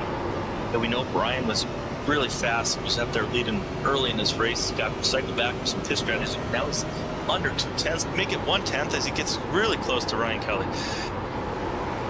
Battle for the lead is on top of one another, and Brian P. Johnson trying to start the season off with a back-to-back win. That would be massive for this 28 machine, who saw really victor after victor his last few seasons. You've watched the likes of Vincent Sora when they came back from their year-and-a-half hiatus from season 3 to season 4. Then continued on into season 5 with Vincent Sora being the strongest driver. Then Larry Yingling came back into the fray for season 6. Last season it was the rookies that kept on winning. And now the season 1 champ trying to show that he still has the strength. Even 7 seasons later, as Brian B. Johnson, the solidified most winningest driver in the WSSR. Now he has to fall back in line. And now in trouble. Douglas Newbiggie. Yeah, we saw the 3 be able to hold back that charge from the 28. Dang it, this guy's messing me up. Chance to get underneath them there almost. But right now, this top 3 is thrown under a blanket as the 4th place car is actually getting really close too. Ed Jr.'s coming in even under 6/10 now. We have the top 4 right there. Any slip up from the 3 could lead to him falling back to 2nd, 3rd, or even 4th the way we're going right now. And they also have to be careful of maybe a new driver getting into the mix. Just 7/10 back, but the 8 of Brian McCann starting to show some strength for himself as we inch closer and closer to the end of this race. 35 laps. Oh my goodness. And who's going to get it done here at the Texas 150? Right now, Ryan Kelly's looking strong. That guy. For second, still underway. Just about wrecked me. Looks to have the better strength. That of seeing the 28 of Johnson. He needs a massive run off the exit of the corner. But it just looks like Newbiggie too far ahead. A great corner by the 7 machine. Yeah, he got a long run down the back straightaway, but not enough to be able to make a move. As we the 3 car was probably loving that side-by-side battle. He was able to stretch his lead out there for a little bit. Just maybe take a breather for a lap or 2 as he calms down with under 30 to go. We did want to talk about fuel. We restarted with 49 laps to go. Could be really close. Could come down. Maybe if a couple drivers topped off, if a couple drivers here save some fuel, that might come into play at the end of this run. Right now, hammer down full. I ain't got enough fuel to finish it. Track position they can. They don't have fuel on their mind yet. They don't, and I think they might be thinking about it maybe in the next 15 to 20 laps. That's when the fuel might be a little bit closer and get more of an idea of, okay, do I need to save an extra lap, an extra 2 laps? It's a lot of time because 1 lap. How close am I? 1.5 miles in distance. But there's some drivers we were curious on who might think about topping off on fuel. Well, a couple of them are deeper in the field. Cody Reed in 24 did top off on fuel, and as well was going to be James Kaufman, who's all the way back 13 laps off our lead. Those drivers are so far back, I don't think they're going to be big factors just yet. They will be drivers to keep our eye on once we get close to the end of this race. Well, hell, I can't save that. Reed is sitting, as he was one of the last drivers to hit pit road before we went green. And that's the beauty of racing. You might not be in first at this moment, but if you play your strategy right, play your cards right, you could get right up there at the end of the run, and you might be in play for a victory or a top 5. As we see right now, we're on the border here with Nick Alves. Started 30th, running up in the 21st position, so that's a nice 9-spot gain for him. Yeah, I mean, Nick Alves, one of those drivers, started in 30th up to 21st. Big, one of those drivers that's trying to have a big run and recovery after missing last week's race at Daytona, having his debut WSSR Cup Series race here tonight, and running back in 21st position. Not a bad place to be, especially when you weren't maybe sure what the strength was going to be for Nick Alves, who's ran it in a lot of older leagues that we ran here at Freaky Fast Broadcasting. It's always a pleasure to see some alumni of Freaky Fast leagues that we've covered showing up. Tis the question. Currently, as we bounce back up to the battling action of Nick Crawford, Larry Yingling, as well as Trevor Earhart. This is the battling for drivers in 15th, 16th, and 17th on screen. As Crawford, where is the 74, going to solidify himself with Larry Yingling also trying to make their moves forward. Nick Crawford, part of the Snowy Desert Racing team that decided to pit, had to take the wave around. I think Nick Crawford was just about to come to pit road before that yellow flag came out, so got saved before maybe making a mistake. They could have set him back all the way in 29th position. Yeah, hasn't worked out good for him as we're seeing these cars really start to fan out. We see the 18th go up maybe in like the 4th or 5th lane up there. He's really getting high, trying to get that big run down the back straightaway here. So we're seeing cars. We've got one down there on the middle lane, down the back straightaway. But we're seeing them really fan out here. The tire wear is really starting to come in. We got the 74. I wish I had a magic 8-ball. Behind in the 16 running a little bit higher. We come in here to 25 to go. we're going to see if these drivers, would they consider pitting right now and getting a fresh rubber, knowing that they might have to pit if they're not comfortable on making their own fuel. I want tires like right now. Closer to 25 laps to go. The battle for the lead also starting to rage. Because that outside line is working. Newbigin poking the nose of Ryan Kelly on the outside defensive line. The better run, able to keep that lead position for now. And the outside lane off the exit of turn 4 has been surprisingly good. I think before this update, you'd say the exit of 4 on the outside, maybe the not safest place to be. You lose a lot of time up there. Right now, Ryan Kelly is making it work on that outside lane groove, but it's Douglas Newbigin that's been the stronger driver through 1 and 2. He just has to find a little bit more speed on the entry of the corner into turns 3, or have a cleaner exit off of 4. Yeah, this update has really brought this track to life. You are so correct on the exit of 3 and 4. You used to really want to be on that bottom and rip in the bottom. And now they got it where it's a little spread out. It's really, the rubber's built up. As 7 gets so close to the 3, he's trying to loosen him up there. He's right underneath them. This is a great battle up front. As 3rd place is hoping these guys get side by side. I don't know. Nice draft and get right up there with them. 7's able to get down. Should I pit like right here and rip it for 20? Better, and he's trying to pack that air under the 3. I think he's going to be able to do it here in the next couple laps if he keeps putting that pressure on the 3. Ryan Kelly. Oh, hell yeah, that's exactly the moment. Entry to turn 1. He's been trying to stay down low, but if he drifts up just a little bit more, could be in a troublesome spot. Some drivers, though, 100% don't feel comfortable if they're going to make it to the end of this race. Few drivers hitting pit road as the battle for the lead continues. Every single time Pit road, James Heater. I pit early, I get screwed. Radio saying they're hitting pit road now. This is right at the halfway point of what this stint would have been for these drivers. I like that call for hitting pit road, but they need this race to stay green. I know, I get so screwed so many times. I think I'm just going to stay out and take what I get. Back half of the stint, he'll use up all the rubber, get all the speed you can, but we do want to bring back some guys not pit. We do know some topped off. It could be interesting, especially for the 24, was it? Cody Reed, 52. 52, Cody Reed, and as well for the lead, Douglas Newbigin takes that lead position, but was it just a game? Ryan Kelly now into pit road, and following behind, going to be the 71 of Edward Short Jr. You don't want to be caught speeding, and James Heater caught speeding. He's got a 40-second hold of pit road. You don't want to be caught speeding at all. That could really be a problem. That he's going to probably drop a lap and a half off the pace. That's too bad. We've been talking about him throughout the night. He really had that outside lane going. Now he's going to have to battle back hard and try and get back any positions, if any. The leader is Yeah, since they undercut me. A couple of others also aiming for pit road this lap. Do not want to be caught coming into pit road. 2 fast drivers are going from 100. I'm assuming they're going to get tires, so maybe I just do a splash and go. 45 miles per hour at the speed limit. But even still, Also, don't want to be caught sliding through the box. Very easy to do. We saw it happen a lot at Daytona last week. And drivers looking a lot cleaner as McCann, Brian P. Johnson side by side. This is currently for the lead. But how long will they stay side by side, or will pit road be calling one of these two? You're now the leader. Yeah, it looks like the 8's going to not pit yet. He's going to go out there, lead this lap, get that bonus point. As we've been talking about, he's been sneaking up through this field, quietly doing what he needs to do. Does he have the right strategy? Is he going to stay out, or is he going to pit? We're going to find out here. We got under 20 to go.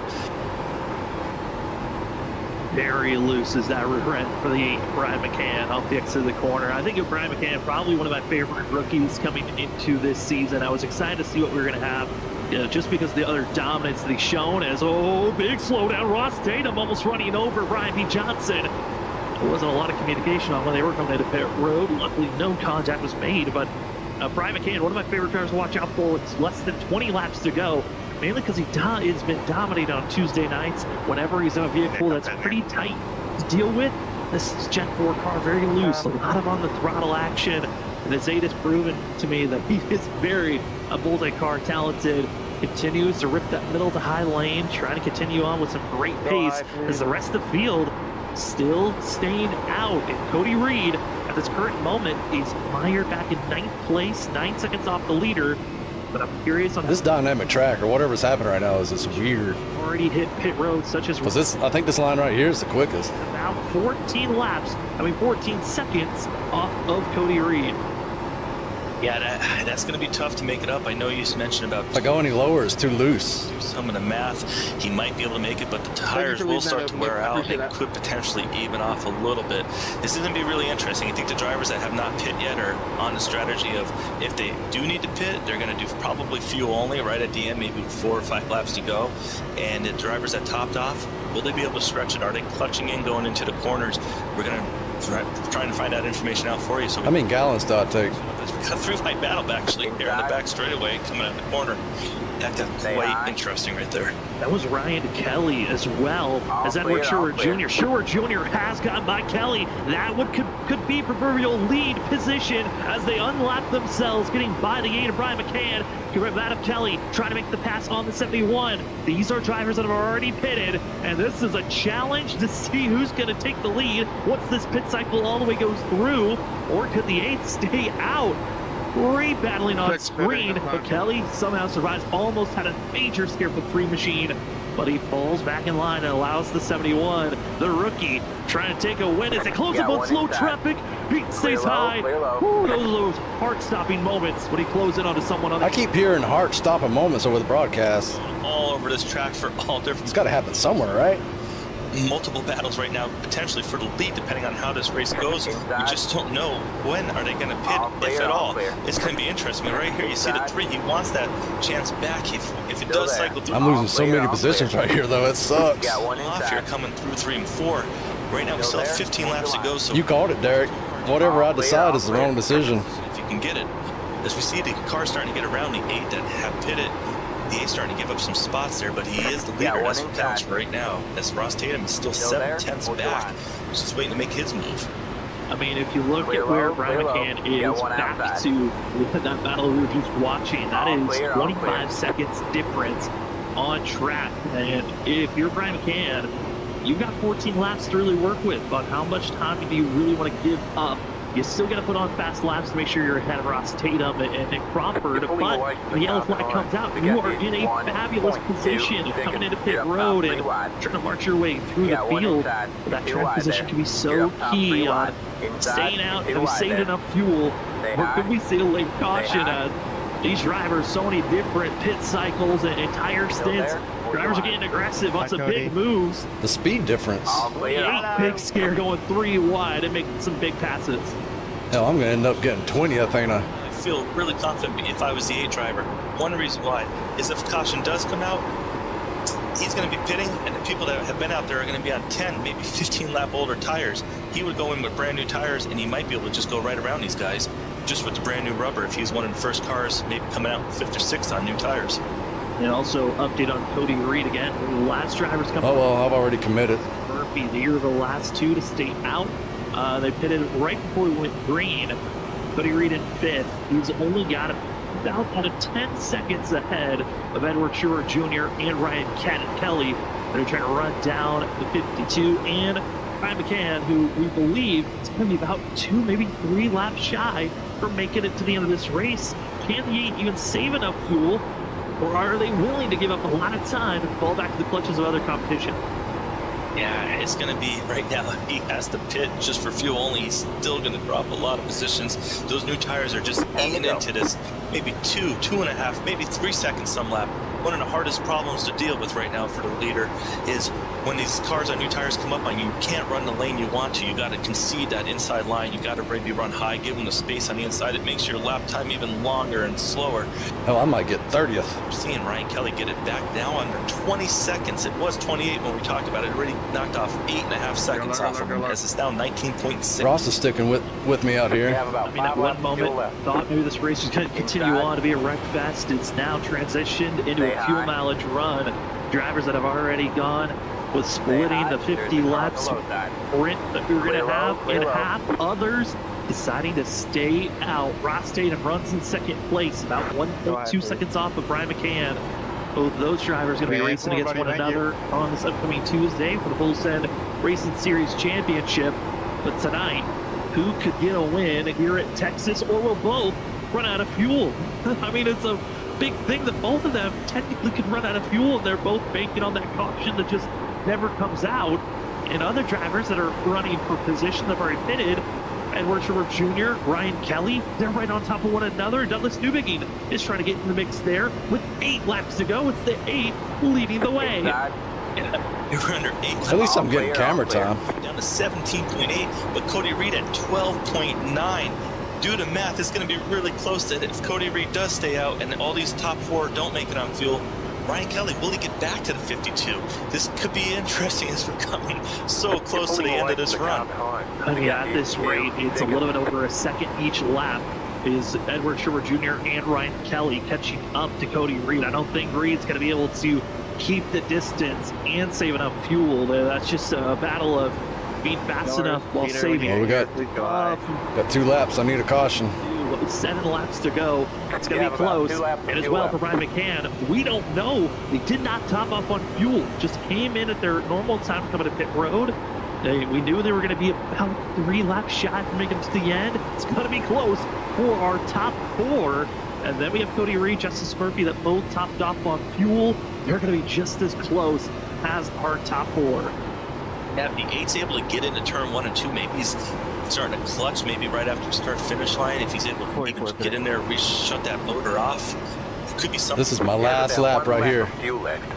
Looking at that, 5 to go at the line. looking at the RPMs in the center, it looks like there really isn't a lot of movement there through 3 and 4, which we're expecting these drivers to try to keep it at full song for 3 and 4. That's your build-up corner to go into turns 1 and 2, and I'm not seeing a ton of clutching. It looks like a lot more just letting off that we're seeing from this driver.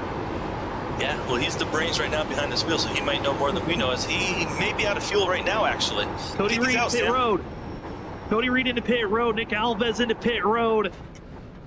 And Brian McCann still out there on track, and he's signing into pit road. It's now going to be the battle between 3 drivers of Ryan Kelly, Douglas Newbegin, Edward Schubert Jr. just used up too much of his rubber.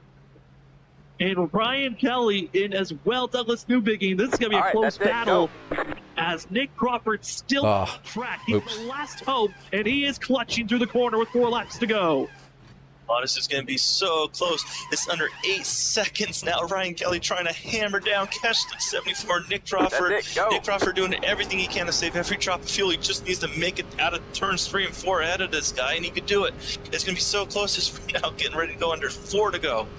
Nick Crawford saw his teammates go with guts strategy that just put them too much out of reach to even battle for a chance. The 74 is letting off so early, clutching way before entry. 25th, I was almost right. Seconds of working distance with 3 laps to go. And Nick Crawford, at this moment in time, he's trying to save fuel to get to the end of the race, but he is also praying that he does not get a yellow flag that puts us in an overtime, because he might not even have enough fuel to get into pit road if that situation happens. Off the 4, 2 laps to go for Nick Crawford. He needs to do everything he can right now. Shut that motor off, save all the fuel he can. He still has a 7.1 second lead. He can afford to give up some time. He only needs to win the race by 1 inch. Doesn't need to win it by 6.8 seconds as it is right now. 6.6 as he's safe. He's saving the fuel, but he needs to, if he really wants to, he can give up 3 seconds here just through 3 and 4. Give up that time, save the fuel. He's about a second and a half faster, slower than Ryan Kelly behind. 25th. And across the line, we were able to make it. Is the fuel going to stay though? Whatever you decide is always wrong. It's your road flag for the 74. It's down to the fuel count. He's got 24th. It's a bumper to work with. He can let it coast from here, and he can try to hope that he's got enough. Nick Crawford trying to steal the show. Over 50 laps out there on track. Ryan Kelly still 6 seconds back. Crawford can coast. He's got the fuel. He saved the distance. The 74 heads to victory lane. What an amazing race for Nick Crawford. I hope he has enough fuel to give us a nice burnout to these viewers. What a great way to win this race. Great for him. Awesome job. Ryan Kelly able to come home in second, and Douglas Newbegin ran it up. Yeah. Hell of a job. I did not think he's still coasting. Is the 74. Thank you. He has to touch the throttle. He's hoping he could just coast it into pit road. Never do.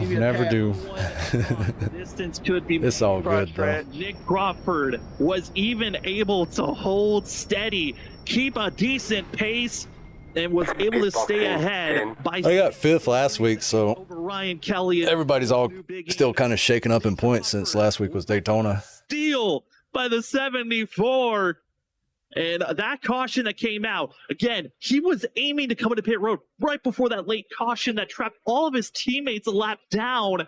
And instead, the caution brake helps out Nick Crawford to stay in track position. He saves the fuel, and he's got enough to do just a little bit of a putter, maybe not enough to do a burnout. But what a charge for himself of Nick. That was a good call on his part. Enjoy this. His teammates are going to do a little bit of burnout. I'm out later. Turn it down. Congratulations to Crawford.